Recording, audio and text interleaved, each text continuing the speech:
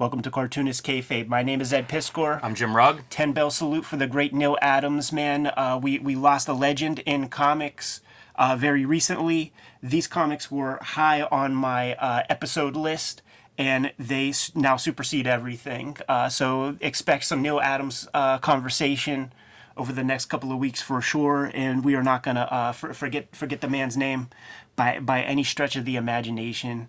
I think I have maybe half dozen of these Batman comics in different forms and fashions, man. I believe this story, this epic story, very well-known story, the Joker's Five-Way Revenge.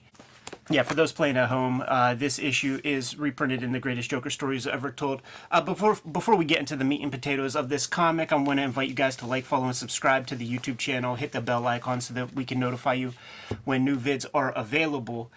And what that does helps mitigate the kayfabe effect. For instance, perhaps this greatest Joker stories ever told, maybe it's out of print. I don't know. But the people who see this comic, don't have it, and want it, are going to have first dibs when they see this video show up in the morning. The comic might be a bit more expensive as the day goes by, and it might be completely off the internet before the day is out. I also want to invite you guys to watch these videos to the end, because that helps push our YouTube videos out to other comic book loving YouTube people who have not seen Cartoonist Kayfabe material. Helps us grow our numbers in a big way. We're a little bit over 60,000 subscribers as of this recording session, but we are only 10% of the way to the 600,000 that we've been aiming for from the very beginning.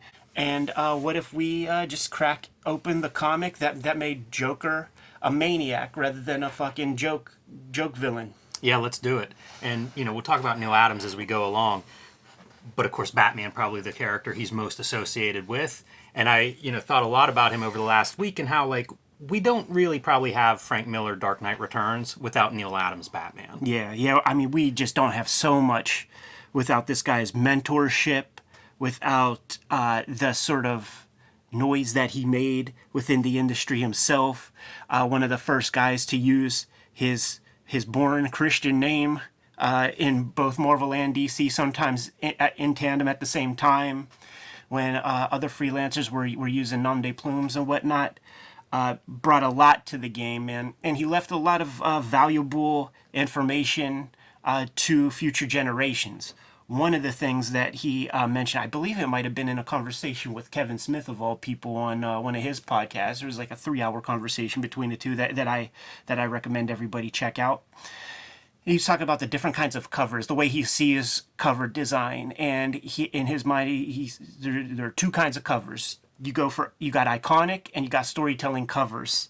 This is like one of those great iconic covers that perhaps has a little bit of storytelling built into it. I was going to say, there's a little bit of both on display on this cover. And that is one of the things that he said in the conversation. If you could get both in there, for instance, think about the Superman cover, Breaking the Change. That's like an homage to like a Siegel Schuster cover. That's iconic. Not much storytelling, whatever. You got this one. You got this sucker.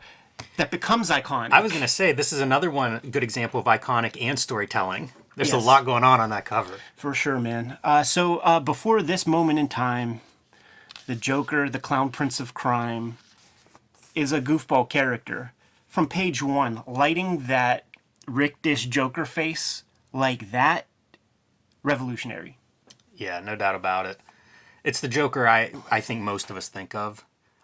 Again, just like it's the Batman most of us think of. Like, these are the iconic versions of these characters. Yeah, there's a transition period that does happen with this Joker, kind of like the Frank Miller Kingpin, where it starts off the Romita guy and then evolves more into the Miller type character that we know. I wonder if Neal has a hand in coloring.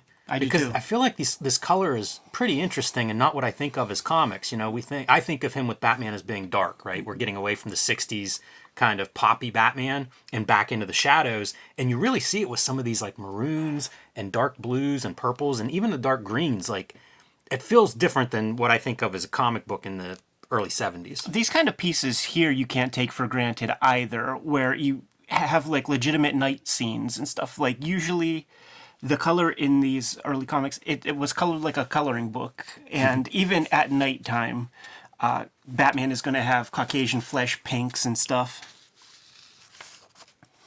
What's happening here? There are former allies of the Joker who are waking up dead.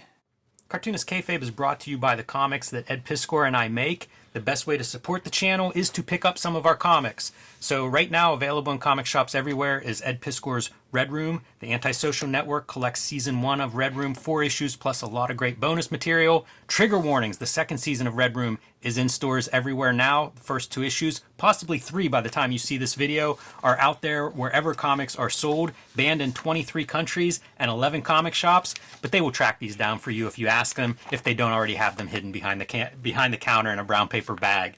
Also available from Ed Piskor is WYSIWYG, Portrait of a Serial Hacker, A History of Computer Hacking, X-Men Grand Design, 3 oversized treasury-size editions of the X-Men story, kind of a biography of one of Marvel's best-selling characters, the X-Men, and what started the entire Grand Design tradition, and Hip Hop Family Tree, a non-fiction historical account of hip-hop, available in 4 oversized volumes and 2 beautiful boxed sets.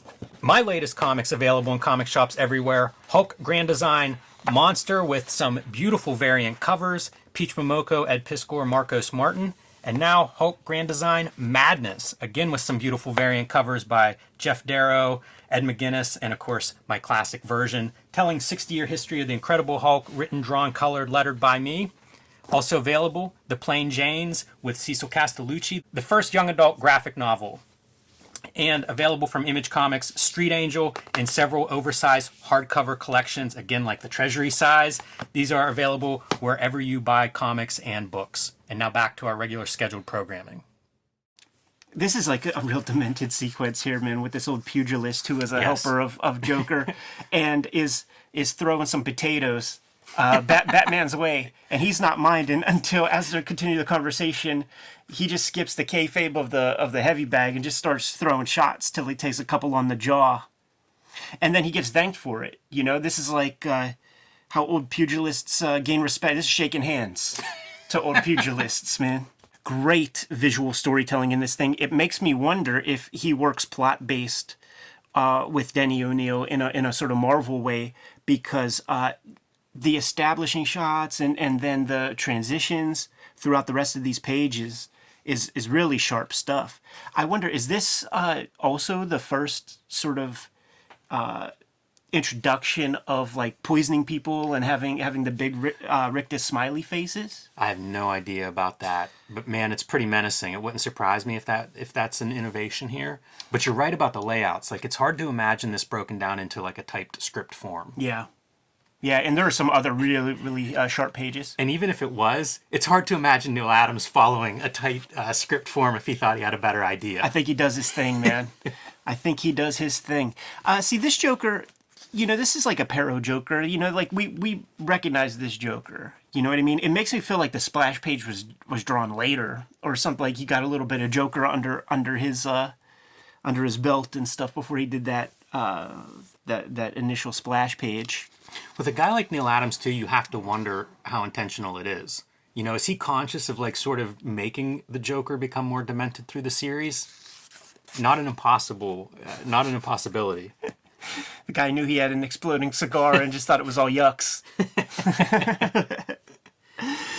You got the wild foreshortening. That is something I think about with Neal Adams, and it's one of those things that was a very welcomed and inspiring visual evolution of like Jack Kirby. Like, what would Jack Kirby foreshortening look like if you had some semi-realistic looking faces to boot, or semi-realistic anatomy and lighting? Well, this is what you get.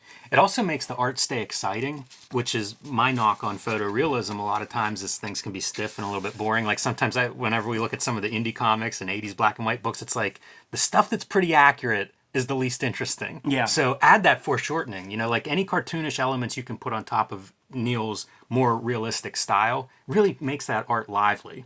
This is one of my favorite storytelling pages with this heavy kind of evading capture. Running away from Batman, and just like all the different things, you're getting a whole lot of angles. It's very cinematic.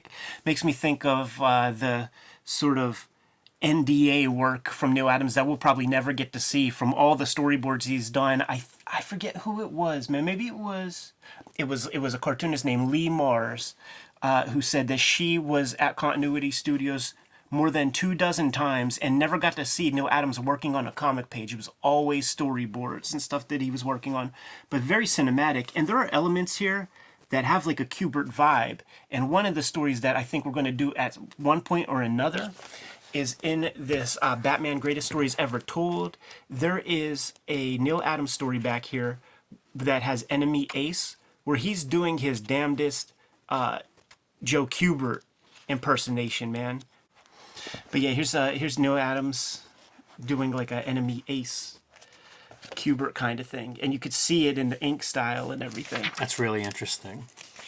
Yeah, I digress. Because I'm sure Neal Adams could draw in any way you can imagine if he wanted to. Archie comics, draw somebody to mind. Jerry Lewis comics, Bob Hope comics. He's done it all. By the way, man, Batman, for all of his like crime fighting, you would think that he would be at least a tiny bit defensive with the people he's working with, dude, but has no problem taking the lead in a little sneak session and giving his back to the bad guy who was trying to cause him trouble earlier anyhow. Yeah, that's a terrible, terrible choice on Batman's part. This stuff had to blow people's minds. We take it for granted, but if you saw what Batman looked like before this, with that plastic-ass cape and not seeing the contour, and just drawing a guy laying down, man, is tough as hell. He has no shyness about using reference material and implores cartoonists to do so and quit faking the stuff that you're drawing. You know, probably posed a guy. It's an amazing page layout too. It's so dynamic, that page layout. It doesn't always. He does some interesting page layouts throughout his career, and I think sometimes it works really well for a story. I think here it's very easy to follow and looks great. Doesn't always work, but looks awesome here. And you mentioned reference. I can't help seeing like that first Batman. You know, like there's a the panel Bob Kane like joint. this. Yeah, right. Doesn't that feel like that's a throwback? Yeah, totally. In a certain way, right? That's the one I'm thinking of. Yeah. Great storytelling page once again. We got our heavy who's trying to run away from Batman, but he knows Joker is like out to get him or whatever, so he's trying to, bail out of town. As he's looking for his go bag or whatever, you just see that Joker standing right there. And when we revisit him, that is not vulgar. That passes the comics code. We know what's happening right there. Yeah. Good stuff. He comes, kills, and vanishes. It's really nice coloring on your Joker, very understated. He's almost a ghost in the background. Yeah. Which again makes me think Neal Adams had some influence on the coloring. Absolutely. Great layout on this page, man. He's still abiding by grids to a certain extent, but he'll rock the house a little bit. He'll do some things. That still feels a little like the cartoony Joker of old. It does. But then when you get this kind of drapery and things, and start introducing that. That's a terrific page layout for that whole reason. Even just having that figure break several panels and be oversized calls to mind some of that late 80s, early 90s, like what would be the Image guys, make each page a banger. Yeah, and the most important thing is, man, Alpha Dog and Batman, so to leave that room to breathe and make you sort of deal with that moment at hand, that's good stuff. How about that lighting on that face right there, dude? That's the kind of stuff that I would just be copying, and I'm sure lots of other people did as well. Hey, we could start naming names, man. Go down the Continuity Studios 90s roster. That's a weak ass. It's a good car, but that ain't the coolest Batmobile I've ever seen. How about this, dude? We got a little bit of collage material in the Batman comic. Yeah, that's pretty cool to see. I'm trying to think of who all does collages. Like Kirby's famous for them, but who else? Like once in a while you'll see it pop up, and it's usually done this way, like a architectural background detail. Sometimes you'll see like a cityscape or something, but looks good there. Imagine trying to ink that. Imagine being the inker on this job right here. Who do we got? Dick Giordano? There's no credit. Oh, it's just him. Just Neal Adams. Yeah, he's setting the tone there. I love how this eye isn't closed. Right. That line's still open there. Yeah, that is sick. And he's giving you angles, man, that are not easy to draw. There was a statement, a piece put out by Larry Hama that I shared on I think the Kayfabe social media, where he was talking about being young, having Neal Adams' mentorship, and Neal Adams looking over his shoulder and just saying stuff like, "Oh man, you're settling, aren't you?" Larry Hama's like, "What do you mean, man?" And he's like, and Neal Adams says something like, "You're drawing the same eyes that you know how to draw. You're drawing the same two noses that you know how to draw. And I could see that you're trying to do something that you're not comfortable with, but you're settling. You're settling into drawing the stuff that you want to. But I'm telling you, push these other poses, push these other points of view, push these other expressions, and it's going to, quote unquote, suck big moose the first couple dozen times you do it. But the magic happens when you don't." He talks about it's like reps at the gym, like doing the stuff that you're used to is like going to the gym and doing one push-up, but trying this other stuff out is like doing 100 push-ups. I like that point of view. And by the way, Jimmy, why doesn't the Joker, when he has Batman in his clutches, just do away with them? Why you always got to be spectacle with the shit? I feel like that's been the question from the get-go with Joker, right? That's the downfall. Neal Adams colored this. No doubt, think so right? too. The coloring's really impressive, and it's storytelling related. It is. It makes sense to me that it would be the artist that has some idea on color. Let's show the greatest Batman Joker stories ever told color, because they're going to improve Neal Adams, right? Right. Here they Talk go. about hubris. Here they go, improving Neal Adams. This is a cool thing too, like storytelling wise, because it's pure storytelling. Like Batman already sees what he has to deal with, but then we have the dialogue, oh no, he won't drown. Like, this reveal is for us. And it shows in Batman's body language. He's seen it already. Like, this is a reveal that is for us, is on a page turn, which makes me wonder if Neal had some influence even on where the ads are laid out. And this, to me, fantastic panel. I love it. I love that shark. Great salesmanship. And next to the Joker's smile, it's so perfect. How about, like, with all that stuff I said about the Larry Hama shit, right? How about this for a storytelling sequence? Arms bound behind his back, tossed in the water. We're seeing him under the water. I love a good splash. Like, when guys can draw this and nail this, which I see more often than not, actually. Dudes really show up when I've never seen a bad one of these. We see him under the water. Let's see what's happening over top. And, dude, pulling his legs through the loop of the chains. Good luck drawing that and making it look good. I put this under the choreography heading in my world, but going back to the falling into water, making it look good, there must have been some good reference of this out there. Like, I'm imagining more files that everybody had of like stuff dropping into water. It must have existed. Hey, old timers, is it in the Fairburn system? We got some photos of that stuff. So now he has that chains to use as weapon. This also makes me think of like Fulci's Zombie. Oh, totally. Like fighting a shark. Big old Frankenstein. What's better than that? Inseminating a shark's blowhole. Does a shark have a blowhole? It's like, I am joking about that. No need for the comment. But here's the funny thing that does happen sometimes in these comics, and it certainly happened a lot in Batman Odyssey, is all of a sudden he just doesn't have the chains anymore. That's just taken care of. And then it's handled in dialogue. Got the shackles off too. Now we know, just like moving your hand fast in water, there's a lot of resistance. Batman is a tough motherfucker, man, to take a big, heavy, non-aerodynamic wheelchair, smash some glass that can withstand the water pressure of a big-ass shark tank. It does feel like these pages are constructed for not exactly cliffhangers, but like moments. Like, they all end on a moment. It's something that I would see written about in the 2000s by various people. But I mean, this is 73, I think, is the date on this issue. It's almost, I don't know, he just on some instinctual level realizes this is what you do, like cap these pages. Yeah.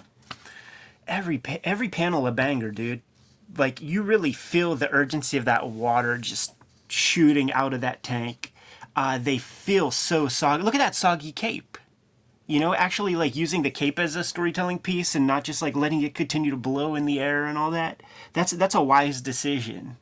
Like, he's like one of those guys that talks about, you're not inking lines. You got to think about the moment. It's not, you're not just drawn to have fun. Like, this is storytelling. It's really great too, like just having this visual variety there. Like, oh, they're running through water. have your footprints or the ripples of the trail behind them. So good. It makes it look nice. So good. The submerged leg, very good. Some more of those Kubrick quality lines. One of the most dynamic, catapult shots I've ever seen. And just these characters bounce and so the sense of urgency. And do we have a more iconic image? I feel like this is like the image that gets reprinted more often than not. It does. And an interesting choice for have a little extra negative space on that page. Like, who thinks about that? Right. Looks cool. Letting the yellow be the only kind of warm color. Part of the full moon zine. Yeah, man. Also. And I like to think that he's using the same zips as the Miss Mystic costume on Yes. the background right there. And dude, it's basically the end of the Killing Joke, man. Got our guy one up and dude. I like how easily Batman just destroys him. Just takes one in the kisser, dude. Like anytime they have a fight and Joker isn't just destroyed instantly, I feel like that's you're out of your mind. And then they walk off telling jokes. Like that's the end of the Killing Joke. I'm telling you, guys. Is this Keith Griffin from Mobile, Alabama? Could that be Keith Griffin? I don't know where he's from. I don't either. But I feel like time-wise, that lines up. Yeah. And I've seen, I went through the Hulk letter pages, and there were definitely misspelled names. Sure. Some people I tracked down and asked about. So, I don't know how closely they edited these to be consistent. So, yeah, I'm going to call that one Keith Giffen until we hear otherwise. Yeah, absolutely. So there it is, man. The comic that made Joker a bona fide murderer, man. He's got like 4 or 5 notches on the belt, dude, on his body count. And a story done by the great Neal Adams, Denny O'Neil tandem. It reads like as a reading experience, the words, all that stuff. It's like another Batman comic in a way. There's going to be another one next month. We give you a full meal. It has all the little bits that you expect to have in a Batman comic, but you compare the artwork, man, to any of the other Batman comics that came in the years prior and since, and you really see the man's genius. Yeah, and of course the story for Neal Adams of Batman is at first Julius Schwartz not interested, does Brave and the Bold, fans love it. They call that the real Batman, and why isn't the real Batman in the Batman comics? That's right. So here we are, Neal Adams on Batman. Fantastic, man. Not the last Neal Adams comic that we're going to be looking at. One more time, man. 10 bell salute to the great Neal Adams. Rest in peace, sir. Thank you so much for the contribution that you've brought to the beloved medium that we spend all of our time focusing on. Jimmy, if you're good, I'm good. Kayfabers, like, follow, subscribe to the YouTube channel. Hit the bell so we can notify you when new vids are available. What's out there, Jimmy?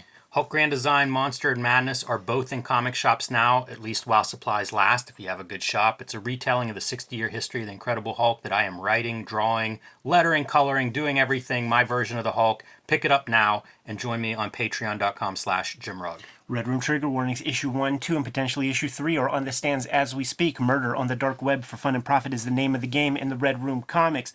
You can order these comics directly from Fantagraphics if you don't have a good comic shop in town at my link tree in the description below. My Patreon is there also so that you could read these comics online. I serialize a new strip every Tuesday. The comic is banned in 28 countries. The comic is banned in 10 comic shops. So if you have no other way to get it, go to the link tree in the description below. What else do we have out there, Jim? Subscribe to the Cartoonist Kayfabe newsletter at the links below this video. You can also find Cartoonist Kayfabe t-shirts and merchandise at the links below this video. That's another great way to support the Cartoonist Kayfabe channel. Jimmy, give them those marching orders. We'll be on our way. Read more comics.